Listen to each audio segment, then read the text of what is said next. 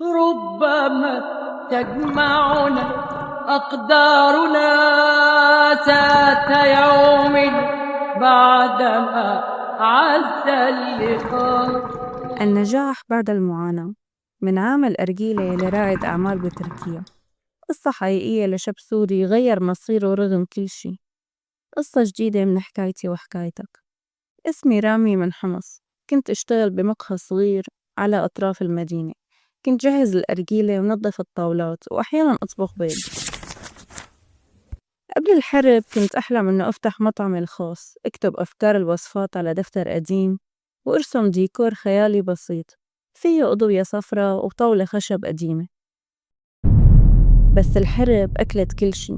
خسرت أخي بأول قذيفة، وتوقف النقع عن الشغل، وانقطعت الكهرباء وانقطعت الأحلام.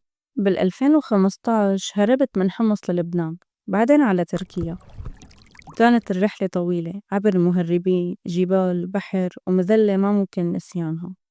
عشت أول سنة بمدينة أضنا بأبو صغير مع 6 شباب.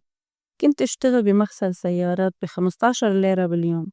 إيدي كانوا ينزفوا من الصابون وظهري يوجعني من الوقوف الطويل. بس كنت عم أتعلم اللغة التركية وأدرسها كل ليلة. اشتريت قاموس مستعمل بليرتين وحفظت 10 كلمات يوميا. وبعد سنة ونص حكيت جملة كاملة من دون ما خربط ولا تأتأ لأول مرة.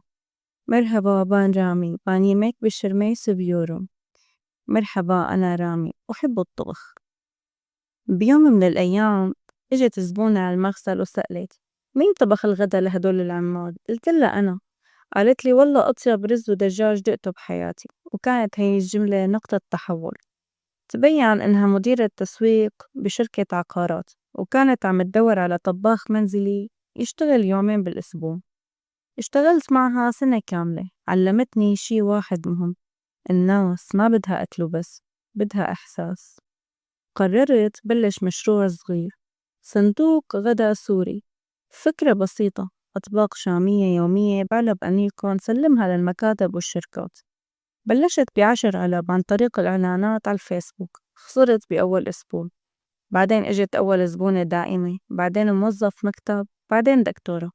وبعد سنة صرت جهز 200 وجبة يوميا. اليوم أنا عندي مطبخ صغير باسطنبول فيه 4 موظفين، 2 سوريين وواحد تركي وواحد فلسطيني. وبعدين بعتت أول حوالي لأمي بحمص وقالت وهي عم تبكي: ما توقعتك ترجع توقف على رجليك يا أبي، بس الله بكافئ الصابرين. ما في حدا صغير على الحلم، ولا في بلد بيمنعك تنجح لو عندك عزيمة ولغة وقلب نظيف.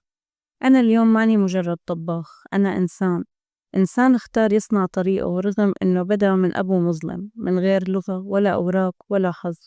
والأهم إنه الحلم الصغير يلي كتبته على دفتر قديم بحمص صار واقع.